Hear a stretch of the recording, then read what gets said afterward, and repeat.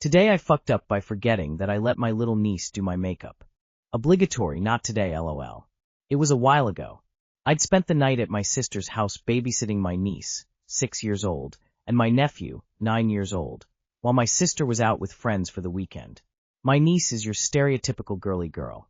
Loves the color pink and enjoys cheerleading, dresses, and makeup. She begged me to let her do my makeup the whole time I was there. I don't even wear makeup in my day-to-day life. I just don't like it. So I kept putting it off. Finally, on the morning I was supposed to be leaving, I allowed my niece to have at it. Oh man, she was so excited. She has kid makeup meant for little kids to play with. It's real makeup. It's just made with organic, non-toxic materials that are easy to wash off. Play makeup. I don't know how else to describe it, but I'm sure that the majority of women here know what I'm talking about, lol. She did my blush, eyeshadow, lipstick, and mascara. Mascara and kid makeup is basically just water or baby oil. She thought it was beautiful. I encouraged her and told her she was really great at doing makeup. It made her whole day. I never looked in a mirror or anything. My head was hurting, so I just chilled on the couch while this was going on. Her grandma pulled up outside shortly after this to pick up my niece and nephew. I hugged and kissed them goodbye and sent them on their way. I plopped back down on the couch, took my migraine pills, and had a nap. I woke up maybe an hour later and got my things together to leave. I hopped in my car and started driving down the road. I heard the ping indicating my gas light just came on, so I stopped at the first gas station I saw. I'd never been in that specific gas station before, but I needed gas, so I wasn't going to be picky. I parked and walked in to pay. A female cashier took care of me. I walked up to the counter and told her I'd like to pay for gas on pump number whatever.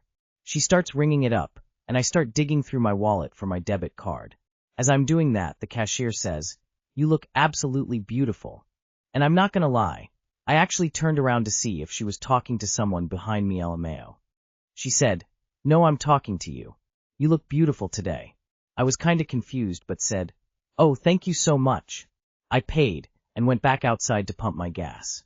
By the time I got back into my car, I was like, hell yeah, maybe I am looking real good today. I'd only thrown my hair up in a ponytail and changed my clothes earlier, but if a random person told me I was beautiful, maybe I'm looking good. So I just decided to be happy about the compliment. I put my car in reverse and glanced up at my rearview mirror before starting to back up. But I caught something unexpected and had to do a double take. I slowly looked back into the mirror, and to my horror, I was still wearing the makeup my niece had done earlier. Bright blue eyeshadow clear up to my eyebrows. Bright red sparkly blush laid on thick on my cheeks. Bright pink lipstick applied haphazardly to my lips, smeared to the side and everything. I slowly turned my eyes back forward and put my head down on the steering wheel in absolute embarrassment, lol. My face certainly got hot when I mentally replayed the interaction with the cashier, though you probably couldn't tell through all the makeup, LMFAO. I took a deep breath and got back on the road, and I washed it all off when I got back to my house. I've never been back to that gas station since this incident. That cashier probably told all her co-workers about the crazy lady who didn't know how to do her own makeup, lol. Too long did not read. I let my niece do my makeup, forgot about it, and then went into a gas station with blue eyeshadow up to my eyebrows. The cashier told me I was beautiful. She is a kind person, who knows what she thought, but she didn't say it with sarcasm. She just complimented you. If you ever go back, do you think she will recognize you? If you go back and she is there, tell her and have a laugh together. Let her know how good you felt hearing her say you looked beautiful and tell the story from your side. It really is a hilarious story. One of my mom's favorite stories to tell is how she let me play dress up with her and put on all these necklaces/sequins/bracelets. She forgot she was wearing them and went to the grocery store. Everyone there was super kind to her and talked to her like she was a child. Then she realized, lol. In a few years, it will be a funny story to embarrass your niece with. This is like the time I forgot my daughter had done my hair with all kinds of braids and clips, when the guy who did our trees came to the door to be paid. He kept staring at my head while I was paying, which I thought was strange. But he didn't tell me I was beautiful. I'm the dad. And of course my daughter was nowhere to be seen. I bet she recognized your kid applied makeup from personal experience. During COVID times, the company I worked for had a setup where we could do Zoom calls to get to know some of our co-workers that we'd never met in person. I was chatting with a guy, and he was telling me about his 2 little girls, and how he's a total girl dad. I asked if they did makeovers on him. He said they've never done that. The next day, he sends me a picture of him with a little tool pen and a unicorn necklace on. He said they must have heard us and spent the evening putting imaginary makeup on him. Now you get to tell your niece she got a compliment on her work. Today I fucked up calling my sister a Karen. I called my sister a Karen during my visit yesterday. She was giving me a tour of her new house when she casually pointed out that her daughter's room had no door because she removed it. When I asked why, she said that privacy was a privilege in her home, and her daughter still had to earn that privilege. I said she sounded like a Karen. My sister crossed her arms and stared into my soul before reminding me that I didn't have children, so I had no right to comment on her choices as a parent. I reminded my sister that her daughter was a teenager, and as someone who used to be a teenager too, a doorless room would have made me feel like my parents didn't trust me. My sister raised her voice and said trust was something her daughter threw out the window when she walked in on her daughter with her face buried in another girl's ass. My sister's husband appeared at that moment and asked what all the fuss was about. My sister said I called her a Karen because she wanted to keep an eye on her daughter. The husband encouraged my sister to lower her voice and calm down. My sister did the opposite and instructed her husband to tell me what their daughter did behind closed doors. The husband sighed and said he was done discussing his daughter eating ass. My sister thanked her husband for nothing and said if being a Karen meant preventing her daughter from becoming a teen mom, then so be it. I said the risk of pregnancy was practically non-existent when girls have sex with other girls. I didn't realize I was thinking out loud until I noticed the husband looking at me like, bro, shut the fuck up. My sister ended up chasing me out of the house and made a point of slamming the front door in my face. TLR called my sister a Karen for taking away her daughter's privacy and got kicked out of the house. Ha ha ha. I'm sorry, but that's hilarious. LOL. You are not wrong. Your sister is absolutely a Karen. You're also a good uncle. I'm confused. If your daughter is eating another girl's, ask who exactly is providing the sperm to make anyone a teen mom? That's one way to make you dislike your parents. I mean, I feel like letting her daughter carry on as she is would be a pretty good way to keep her from becoming a teen mom. Maybe get Karen a book on reproduction so she can stop worrying? Poor kid. Hope your sister is looking forward to not having a relationship with her daughter in 2 years, not to mention the fact that she'll probably overcompensate as soon as she's free to make her own decisions.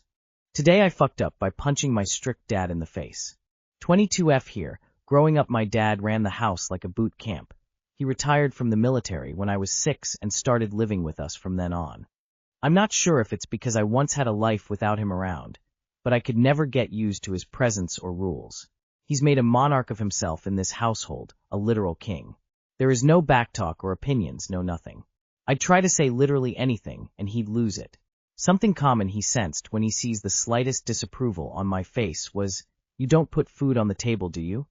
Pushing it too far is never an option, because I discovered getting grounded is a thing through TV shows. We get beat up, verbally degraded, and since my mother is another victim of his, we had nothing to protect us.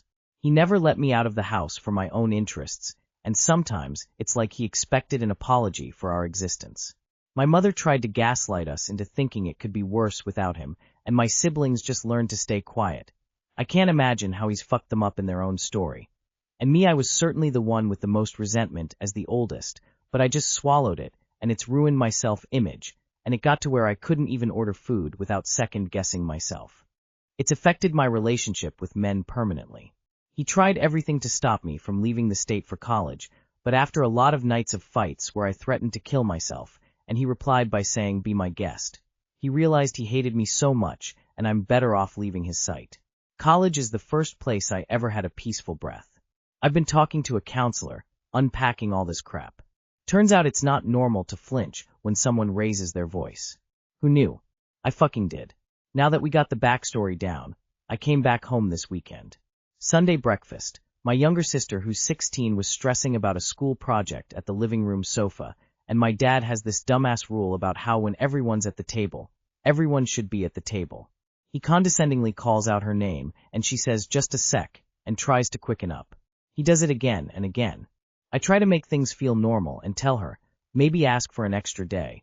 YK, it's okay if you explain it to the teacher, and Dad slams his fork. Shut up.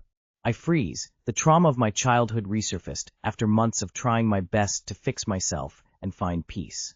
I then noticed how everyone just kept eating and ignored what happened because it's an attempt to make sure things don't escalate.